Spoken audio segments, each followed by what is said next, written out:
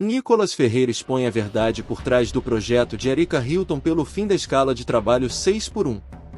Antes de mais nada, muito engraçado, né? Esse ataque completamente coordenado de toda a internet, cobrando só eu. A culpa é minha. Porque assim, o projeto ele é tão bom que não tem consenso nem entre a esquerda. Ele afirmou que essa medida poderia ser prejudicial para empresas e trabalhadores, argumentando que a escala 6x1 é uma forma de organização que muitas empresas adotam para manter a produtividade e garantir o emprego de muitos funcionários. Nicolas apontou também que a proposta de Erika Hilton pode ser vista como uma tentativa de interferência excessiva do governo nas relações de trabalho, o que, segundo ele, poderia resultar em menos contratações ou aumento de custos para empregadores. Nem todos os deputados do PT votaram, só pra você ter ideia. Não vi eles cobrando absolutamente ninguém de esquerda. Por que será, hein? Porque eles querem criar uma narrativa, querer bater somente na direita e acham que eu vou simplesmente ceder à pressão. Eu não vou. Nós vamos falar a verdade sobre o projeto. Começando pelo bizarro. O projeto é terrivelmente elaborado. Duração do trabalho normal não superior a 8 horas diárias e 36 horas semanais, com jornada de trabalho de 4 dias por semana. Você notou alguma coisa assim diferente aí? Não? Se você não notou nada de errado aí, você não tem direito de falar alguma coisa. Porque é uma conta básica, 8 vezes 4 é 32, não é 36. Até nisso eles erraram. A pessoa que está propondo aí esse projeto é a mesma que apresenta projetos brilhantes. Cotas para trans e travestis no ensino superior. E antes de mais nada, eu não votei contra a escala 6.1, até mesmo porque não tem nem votação em aberto disso. A única coisa que eu fiz foi colocar alguns pontos, eu coloquei levar em consideração sobre o posicionamento do 6.1. E é isso daqui que eu acho que a gente tem que fazer. E o que eu defendo, de fato, um debate real, não simplesmente uma torcida. Porque seria muito fácil eu apresentar um projeto que aumente o salário mínimo em 10 vezes, reduz a carga horária de 20 horas semanais e pronto. Perfeito? E aí quem for contra é contra o trabalhador e pronto. Não é assim que se discute coisas complexas como o trabalho. E sim, o fim da escala 6x1 para o Brasil é algo complexo, que tem que levar diversas questões e considerações, principalmente econômicas e também culturais. E ao longo do vídeo eu vou fazer algumas perguntas para você. E caso você não tenha a resposta, talvez seja porque eu esteja certo. E de fato o assunto é complexo e precisa de debate. Os políticos, por exemplo, eles definem o salário mínimo, o valor deles, correto? Errado. Basicamente, eles definem o valor que está ali impresso no papel, mas não o valor dele. Já chegou uma época que no Brasil o salário mínimo era de 4,6 milhões de cruzeiros. Basicamente, as pessoas eram milionárias, simbolicamente. Porque o que o pessoal do PSOL está querendo não é simplesmente o fim da escala 6x1. É a proibição da escala 5x2 e a imposição da escala 4x3. Basicamente, você trabalha 4 dias e descansa 3. Tomam cuidado com essas medidas populistas, porque daqui a pouco você está fazendo escala 0x0. Trabalhando 0 dias e ganhando também R$0. E daí vamos pensar de forma fria, sem torcida A ou B. Como é que ficam os casos, por exemplo, dos supermercados, restaurantes e hospitais que tem que funcionar 24 horas? Uma escala, por exemplo, 4x3, basicamente ou eles demitem funcionários ou eles aumentam os funcionários. O aumento dos funcionários gera despesa para a empresa, ou seja, ele vai ter que pagar mais, ele vai ter um custo muito maior. E sabe quem vai pagar essa conta? Exatamente, você. Ou seja, a discussão é só se vai aumentar o desemprego ou a informalidade, porque destruir o sustento do pobre, não tenho dúvidas. Todas essas medidas irresponsáveis geram inflação. E inflação gera aumento de tudo. A notícia de agora, preço de alimentos já sobe mais do que o dobro da inflação esse ano. Ou seja, esses efeitos aqui atacam a todos, mas principalmente as pessoas mais humildes. E o que vai acontecer quando essas consequências virem? Porque elas virão. Uma coisa eu tenho certeza, não vai ser culpa da esquerda. Pode ter certeza. Porque na época da pandemia fez isso aqui, ó. Faça sua parte, fique em casa, economia a gente vê depois. Porque depois desse sloganzinho bonito que preencheu o coração de todo mundo, esse aqui foi o resultado da pandemia. O supermercado subiu 31%, conta de luz 33% e gasolina 44%. E depois, o que aconteceu? A culpa foi de quem? Do Bolsonaro. E aí, se depois de aprovado o fim da escala 6x1, colocado 4x3, sem nenhum tipo de responsabilidade, errando conta matemática no projeto, não tendo a mínima ideia das consequências econômicas, tudo isso que eu falei aqui ia acontecer. Desemprego, inflação. E aí, a culpa é de quem? Aí eles inventam, meu amigo, a culpa é minha. A culpa é Nicolas, que botou a peruca. A culpa é da peruca. Aí depois que você escolher um alvo, é só criar a narrativa. Para isso, umas pitadas de manchetes compradas, efeito peruca. Fome e desemprego se alastra no país. Uma gotinha de páginas de fofoca para poder te queimar. Urgente, peruca de Nicolas destrói famílias e economia no Brasil. Qual a sua opinião? E por fim, uma colher de tiktokers que não sabem de nada te detonando. Sobre o Nicolas Ferreira e a peruca destruidora. Voilá, pronto, você tem uma narrativa criada. E eu preciso relembrar isso aqui pra você, porque o Partido dos Trabalhadores, a esquerda que ama o trabalhador, simplesmente se lixou pra você, trabalhador, durante a pandemia. Ou seja, na hora de enfrentar as consequências mirabolantes da esquerda, não é o Lula, o deputado que vai enfrentar, é você. E eu não tô defendendo trabalhador, não é de agora não. E nem com um discursozinho pra poder ganhar voto não. Inclusive vários vereadores que são a favor do lockdown estão se arriscando para vir trabalhar aqui na Câmara. Mas o trabalhador não pode se arriscar para levar o pão para dentro de casa. Não é muito fácil ter o salário em dia, certinho, e impedindo o trabalhador de trabalhar. Inclusive, eu lanço aqui uma campanha.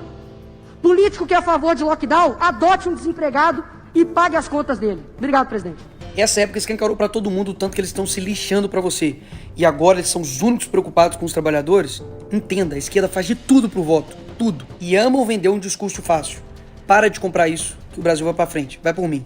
Mas vamos continuar. Será que esse pessoal realmente tá preocupado com o dinheiro público, que é o seu dinheiro? Vamos ver. 1,5 milhão, tá, quase de fundo, que é o seu dinheiro, basicamente sendo usado para poder financiar a campanha política. Glauber Braga aí também, ó, que fez desafio pros bolsonaristas, dá só uma olhada também. Quase também 1,5 milhão também, ó, do PSOL, Partido Socialismo e Liberdade. Gasto seu dinheiro da forma que eu quero. E essa galerinha que fala que a gente não trabalha, etc. Fazendo um rápido comparativo aqui entre o Glauber, que apresentou 120 propostas e 0 relatadas, eu tenho 205 e 2 relatadas. Ou seja, eles amam os números, falar de projetos, etc e tal. Tá aí os números. Eu, inclusive, tenho 30 projetos de leis apresentados, que eu vou postar no meu Instagram agora, pode ir lá ver. E não tenho nenhuma falta em plenário. 0. Ou seja, aqui vai um ponto interessante. Eu tenho visto muita gente indignada com o Estado, mas muitas vezes não sabe se expressar. E basicamente quer colocar no bolo todo mundo. Imagina se eu falasse que todo policial militar não trabalha, ou que todo advogado é arrogante, ou que todo jogador de futebol é metido. É verdade? Não seria verdade. Ou seja, da mesma forma como eu também fico indignado que o gasto público é absurdo, com coisas mirabolantes, você precisa entender que nem todo político é como eles. E esse é um dos motivos que literalmente eu entrei, por exemplo, pra política, pra poder mostrar que dá pra fazer algo diferente. Caso contrário, só vai realmente ficar essa mesma galerinha aí. Eu vou te mostrar quem é essa galerinha aí. Galerinha que fala mal de empresário, que mete o pau, fala que eles são malvadões, etc. Mas que na hora da campanha eleitoral, o FHC, o Lema, aquele mesmo bilionário que quebrou Americanas, tá financiando candidatos do PSOL, do PCdoB e do PT. Essa galerinha do PSOL, do PT, da esquerda, que adora acusar a direita de ser contra o trabalhador, tá dando poder pra bilionário e empresário pra comandar, sabe o quê? A educação do nosso país. Eu também fico puto com a diferença de salário de um deputado, de um senador, um trabalhador comum do Brasil, mas concorda que eu não tenho culpa do salário que é de deputado. Agora, onde está toda essa indignação quando, por exemplo, na Lava Jato, o esquema de corrupção aconteceu no governo do PT, que quebrou quase 5 milhões de empregos? Onde que estava esse pessoal? Cadê a indignação deles quando o STF está gastando 1 milhão em lagostas e vinhos? Cadê a indignação quando o judiciário do nosso país custa 132 bilhões do nosso dinheiro? Ninguém tirou mais dinheiro do bolso do pagador de imposto do que o Lula. Só esse ano foram 3 trilhões em impostos arrecadados. Cadê a indignação? Cadê a indignação quando o Lula corta a verba de bolsa de estudo, educação básica, farmácia popular? Quando ele corta 4 bilhões da saúde, educação, ciência e tecnologia? Cadê? Cadê a indignação quando o Lula colocou 37 ministérios e agora já tá com 40? E eu votei contra isso. E o PT, a esquerda inteira, votou a favor disso. Quem sustenta esses ministérios? Adivinha? Você? Todo esse tempo eu tô aqui com o meu papel de deputado federal fiscalizando, cobrando disso. Aí agora, magicamente, o problema todo é meu ou da direita e eles estão assim, tranquilos, são virtuosos. Eles querem sinalizar virtude, debater, gritar, mas na verdade não tem nada de concreto pra vida do trabalhador, uma mudança real, não tem. Até mesmo porque o próprio PT que defende isso aqui, aumento de IPTU e ISS para cadeias de lojas, redes e bancos. Ou seja, é aumento que no fim das contas rebate em você. É a forma tributária aí do Lula que só tá encarecendo as coisas. Boulos, que é uma figura aí do pessoal, gastou 80 milhões, e quase esse dinheiro todo, de dinheiro do fundo eleitoral, para poder fazer campanha. O Lula só nos primeiros meses do ano já gastou 170 milhões em cartão corporativo. Tá gastando quase 1 bilhão da sua grana com publicidade em pleno ano eleitoral. Ou coincidência. Já gastou mais de 3 bilhões só com diárias e passagem, viajando ao mundo. Só na África foi 200 mil reais da sua grana para sustentar lá o pai dos pobres. Gastou 216 mil reais para ficar em hotel de luxo, enquanto o Palácio da Alvorada estava sendo reformado. E eu denunciei isso. Você acha mesmo que esse pessoal tá preocupado com você e se acha mesmo que todos os problemas sou eu ou a direita? Poxa, não dá. É inegável que a escala 6x1 é exaustiva pro brasileiro. Mas a gente precisa debater. E não é porque eu não trabalho nessa escala que eu simplesmente não devo ser ouvido ou eu não devo abrir o debate. E é isso que eu quero fazer, e é o que eu tô fazendo aqui. Só que eu vou te levar ao problema real. Eu não vou ficar falando coisas simplesmente para poder te agradar ou para eu ter votos. Muita gente falou, Nicolas, toma cuidado, não faz esse vídeo, é muito sensível. Eu sei que é sensível, mas eu acredito que todo mundo tem uma capacidade de entender as coisas. E é por isso que eu tô falando aqui com você. Eu sei que você já ouviu que o brasileiro produz muito pouco.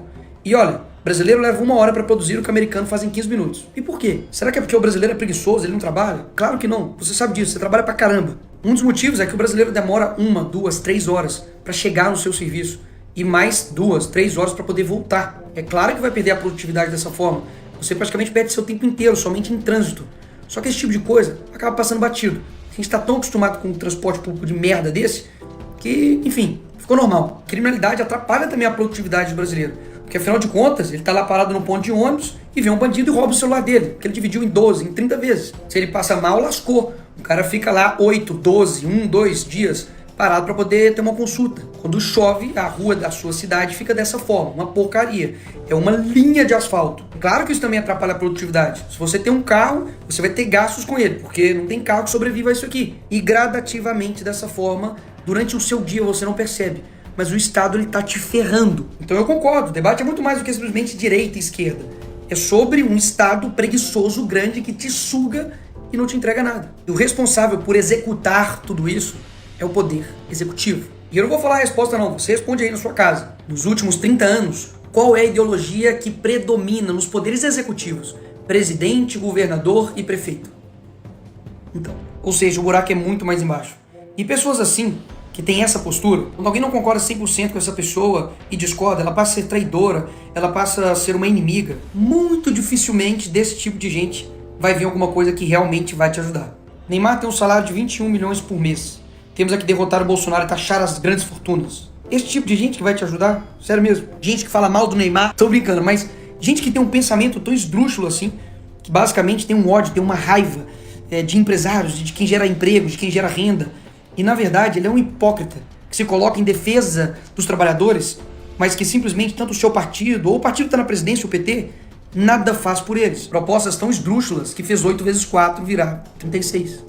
E pode falar, o que quebra o empresário não é pagar o salário do trabalhador, INSS, 13º, férias, não. É a quantidade de impostos que o empresário tem que pagar. A gente quer que todo mundo ganhe nesse país. O problema é que o empresário é explorado pelo Estado, ele acaba também explorando o trabalhador e todo mundo se ferra. E o resultado disso, basicamente em 20 anos o empresário quebra e o trabalhador fica pobre durante 50 anos. E eu sei a pergunta que você está fazendo e o que dá para fazer? É possível, por exemplo, mudar o modelo de contratação, de pagamento por hora, de 20, de 30, de 40, 50 horas.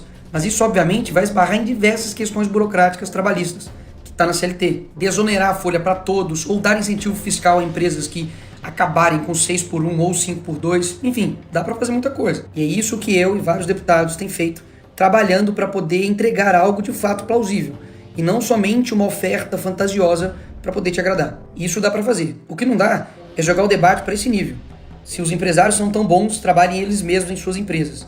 Isso nem é o mais bizarro desse post. 751 curtidas de pessoas. Eu espero realmente que você tenha visto esse vídeo até aqui. E se você viu até aqui, muito obrigado, porque isso mostra comprometimento seu em buscar a verdade. São muitas informações, são muitas nuances, são muitos pontos positivos e negativos que discordam e que concordam, mas o importante é a gente sempre ouvir as pessoas e principalmente a gente mesmo ir lá e ir atrás da verdade e buscar saber se está sendo enganado ou se de fato alguém está falando a verdade nesse jogo. Registre aqui nos comentários sua opinião.